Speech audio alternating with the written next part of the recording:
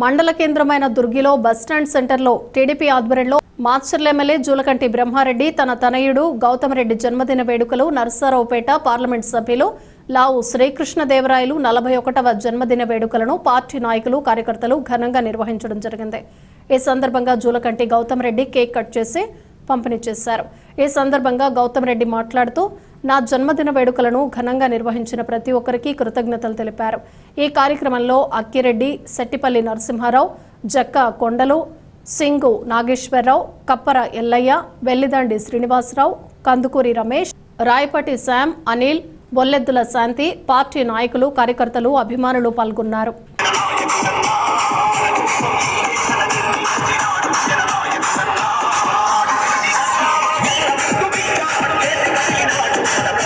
పాటు మన ఎంపీ గారైన లావు శ్రీకృష్ణదేవరాయలు గారిది మరియు ఎమ్మెల్సీ కంచెల శ్రీకాంత్ గారి పుట్టినరోజు కూడా ఈ రోజే. వీరిద్దరికి కూడా నా తరపున, మన నియోజకవర్గం తరపున జన్మదిన శుభాకాంక్షలు తెలియజేసుకుంటున్నాను.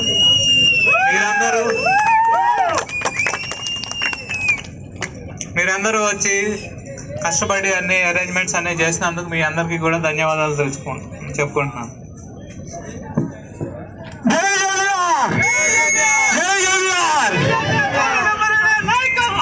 అక్కిరెడ్డి అన్న గారు తమ అమూల్యమైన సందేశాన్ని ఇవ్వాల్సిందిగా కోరుచున్నాను.